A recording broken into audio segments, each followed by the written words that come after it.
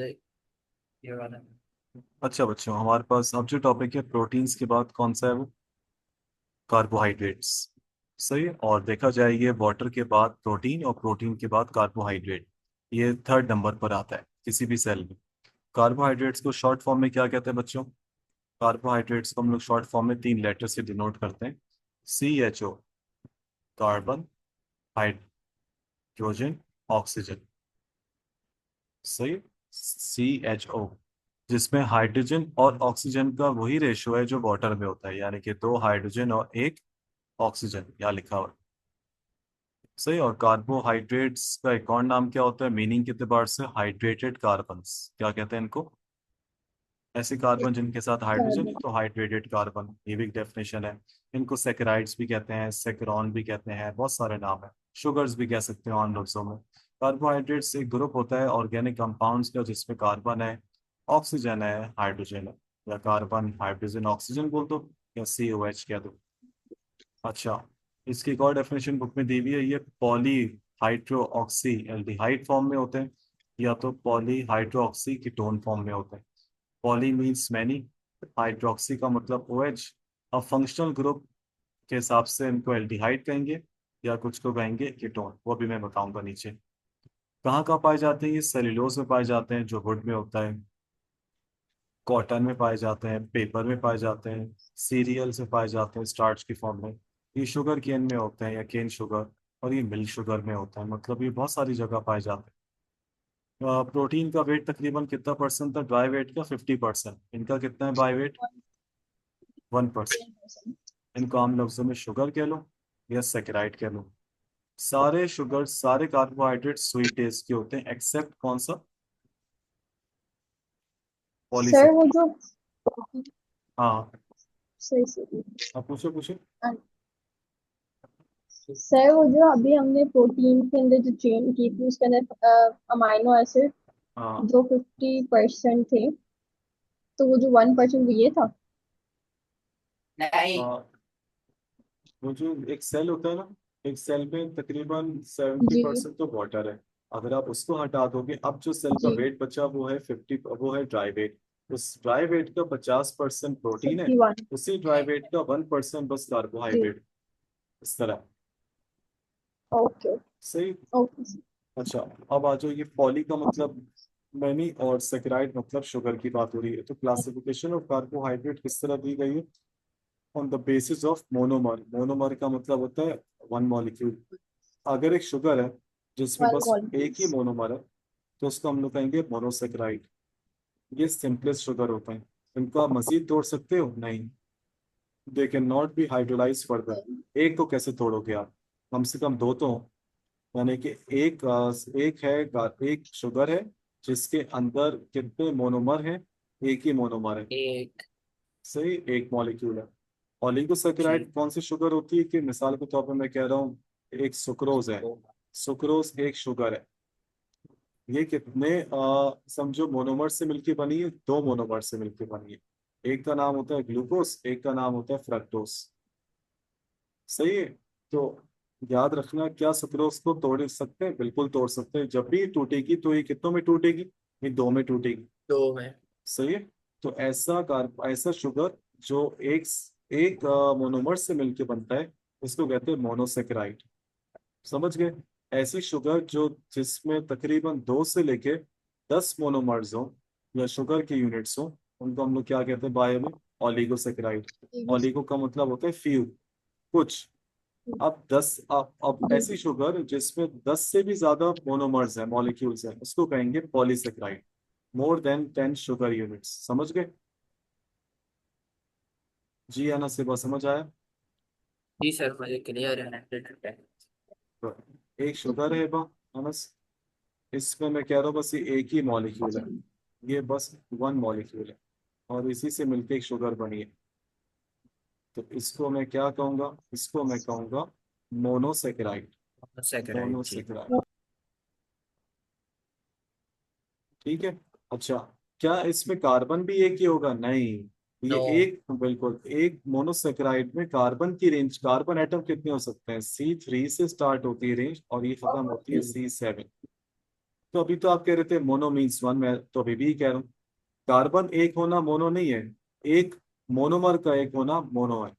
यानी कि अगर मैं कहूँ कि ये एक मॉलिक्यूल को मैं क्या एक मोनोमर कह सकता हूँ, आप कहोगे बिल्कुल कह सकता हैं। One molecules mean monomer. तो एक शुगर में अगर एक मोनोमर है, एक मॉलिक्यूल, इसको हम कहेंगे मोनोसेक्राइड। उसके अंदर कार्बन की रेंज कितनी है?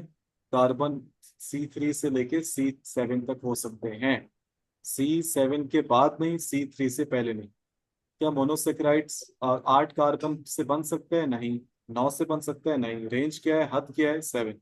क्या वो C2 से बन सकता है? नहीं। C1 से बन सकता है? नहीं। उसकी स्टार्टिंग रेंज क्या है? कम से कम 3, C3 ज्यादा से ज्यादा 7। क्या चीज? Carbon, not sugar. कार्बन, सही है मानस? शुगर का एक मॉलिक्यूल। बिल्कुल, मॉलिक्यूल शुगर का एक है। कार्बन एटम कितने? C3 से C7। अगर 3 कार्बन एटम है तो उसको कहेंगे ट्रायोस।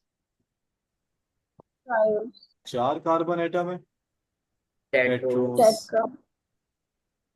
5 कार्बन एटम है pentose, pentose. Pentose. Carbon atom 5 या मॉलिक्यूल्स 5? नहीं नहीं, सिर्फ कार्बन एटम की बात हो रही है। कार्बन। सही। C3 या 3C, 4C, 5C। एग्जॉस का मतलब हेक्सोस। Six, 6C।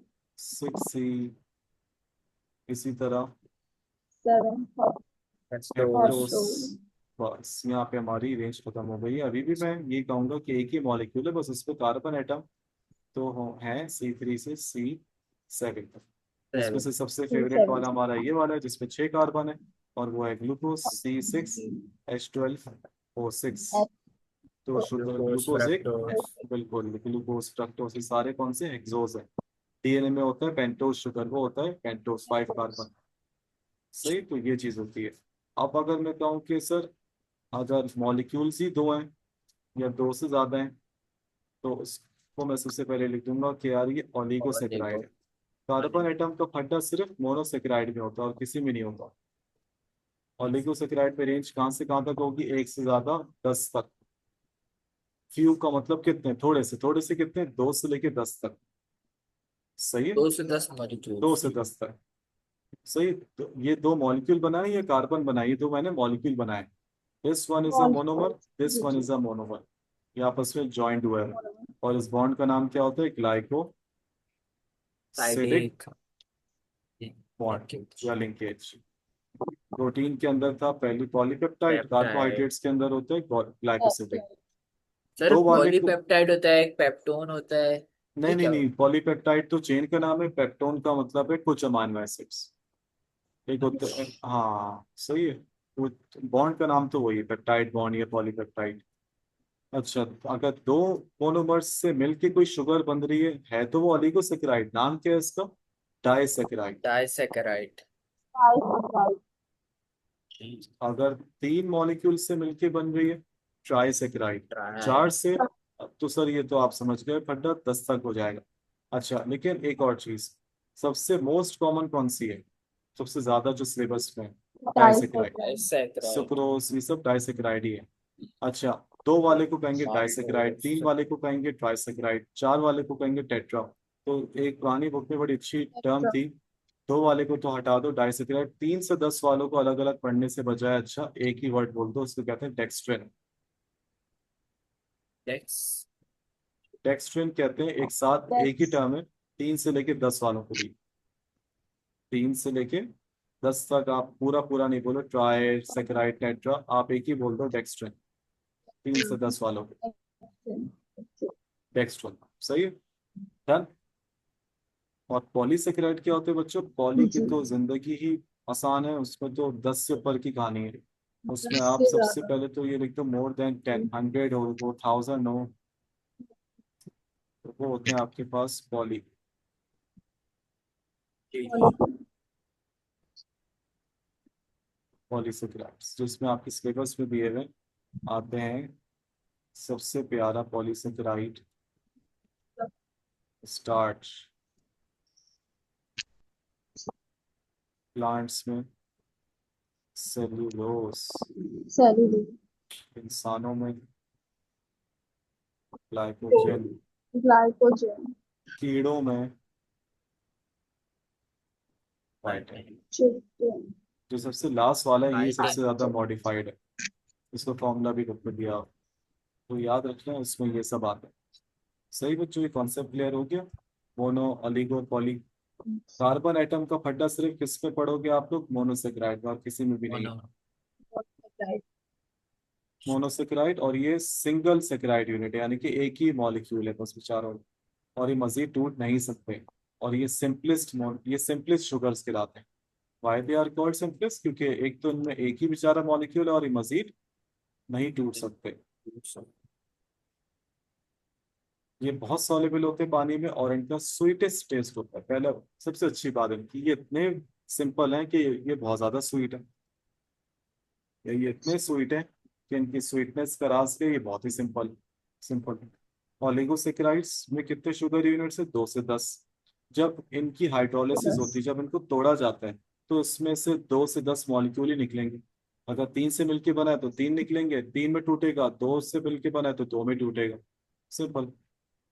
4 से मिलके बना है, 4 में टूटेगा। और ये लेस सॉल्युबल इन वाटर है, ये हाईली सॉल्युबल इन वाटर है, और ये लेस स्वीट है। आहिस्ता लेस, आहिस्ता आहिस्ता बिल्कुल कम हो रही है चीजें। Polysaccharide more than 10 sugar units, और ये जो इनकी हाइड्रोलिसिस होती है, इनमें से यील्ड एटलीस्ट 11 शुगर यूनिट्स। 11 क्यों, क्योंकि 10 के बाद 11 ही आते, तो उन्होंने इसकी इसको पहले 11 से कंसिडर, यानी कि 11 से बिस्मिल्लाह होते होते अभी लाखों तक पहुंच जाए एटलीस्ट।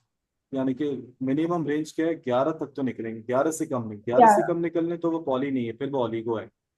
समझ गए। ऑलिगो, और ये इनसॉल्युबल जी, इन वाटर, ये तो देखो, ये हाईली था, ये लेस है, ये इन है, ये तो है ही नहीं। इनसॉल्युबल, जी, ये ज्यादा स्वीट था, ये कम स्वीट है, ये तो है ही कड़वा, टेस्टलेस। तो पेपर जितना का कोई टेस्ट सिंपल है नहीं होता उतना ना। मीठा है। बिल्कुल।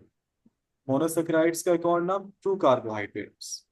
कार्बन कार्बोहाइड्रेट, एटम की रेंज मोनोसेक्राइड्स की 3 to 7। 3 सब कार्बन के पास कौन सा ग्रुप होता है, हाइड्रोक्सिल OH ग्रुप। हाइड्रोजन, या तो एक कार्बन होगा एल्डिहाइड ग्रुप, फंक्शनल ग्रुप उसका फंक्शनल ग्रुप, या तो उसका ग्रुप होगा ketone group. Ketone. Ketone, number of carbon atoms के हिसाब से 5 ग्रुप्स में रखा गया है। मोनोसेक्राइड को triose 3 carbon, tetroses 4 carbon, pentoses 5 carbon, hexoses 6 carbon, heptoses 7 carbon. आप देख सकते हो ये पूरा कार्बोहाइड्रेट का स्ट्रक्चर है। अगर ये C डबल बॉन्ड OH है तो ये एल्डिहाइड ग्रुप है। अगर ये C डबल बॉन्ड O है तो ये सिंपल सी बात है, कीटोन ग्रुप। ये आप लोग मुझसे बेहतर जानते हो भाई, हम तो केमिस्ट्री वाले नहीं, आप लोग तो केमिस्ट्री वाले हो। ये बात हो गई सारी, तो ये अच्छी टर्म है इनकी, एल्डिहाइड और कीटोन के हिसाब से। ट्रायोसिस बोले तो 3 कार्बन, इसमें दो बड़ी मशहूर शुगर आती है। एक है एल्डिहाइड ग्रुप, ग्लिसरॉल एल्डिहाइड, जो हमने पढ़ा था बायोएनर्जेटिक्स में, सॉरी ये पढ़ा होगा आप लोगों ने। और एक है इसकी कीटोन ग्रुप, इसको कहते हैं डाईहाइड्रोक्सी एसीटोन। ये दोनों शुगर हमारी फोटोसिंथेसिस में और रेस्पिरेशन में काम आती है। ठीक है बच्चों। टेट्रोसिस याद करना है सर ये सब। डाइहाइड्रो ऑक्सी एसीटोन जो है ये ये रिडक्शन कराता है ये या ऑक्सीडेशन. डाईहाइड्रो, ये ग्लाइकोलाइसिस में काम आता है। रिडक्शन ना बोलना, क्योंकि respiration is a redox process, reduction भी और ऑक्सीडेशन। ये समझो ऑक्सीडेशन, फिफ्थ स्टेप में आता है, फिफ्थ स्टेप। इसको डाई हाइड्रोक्सी एसीटोन फॉस्फेट कहते हैं। उसका शॉर्ट फॉर्म चलता है dap, dap, DHAP। Tetroses 4 carbon, इसमें दो शुगर आती है, एरिथ्रोस और एरिथ्रोलोस। ये दोनों बैक्टीरिया की फोटोसिंथेसिस में काम आती है, बैक्टीरियल फोटोसिंथेसिस। ऐसे बैक्टीरिया जो फोटो ऑटोट्रॉफिक होते हैं। Photo means light, autotrophic means जो अपना खाना लाइट के जरिए से खुद ही बना ले। बनाते हैं. और जो केमिकल के जरिए से बनाए, कीमो ऑटोट्रॉफिक। जो खुद बना ही नहीं सके, वो होते हैं हीटोट्रॉफिक। पेंटोस हमारा फेवरेट, पेंटोस 5 कार्बन वाला। इसमें आता है एक राइबोज शुगर, जो RNA में होती है, और एक होती है डीऑक्सीराइबोज राइबोलोज. शुगर, जो DNA में होती है।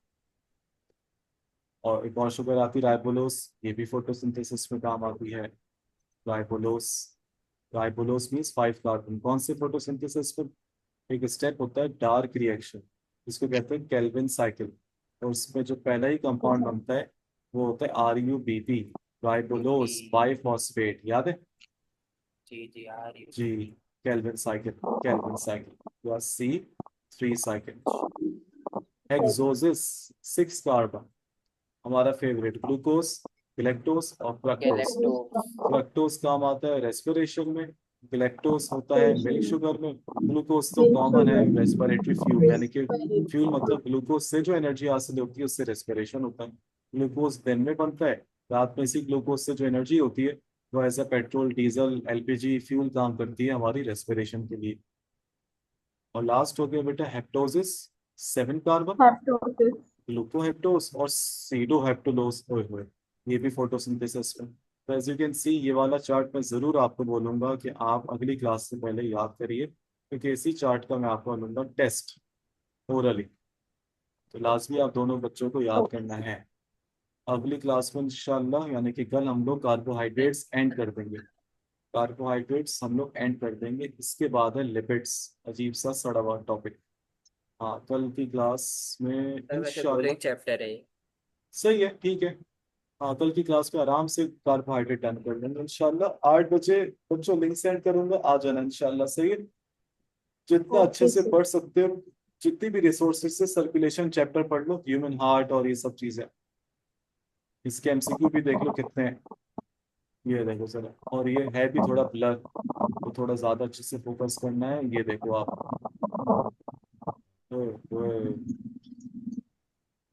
80 MCQs। आपको जरूर शैतान आएगा कि ग्रेप एमसीक्यू की पीडीएफ को कर लो, मत करना डाउनलोड अभी, सही है। तब तक ख्याल रखना बच्चों, इंशाल्लाह मिलते हैं 8 बजे। अल्लाह हाफिज। Sir, okay,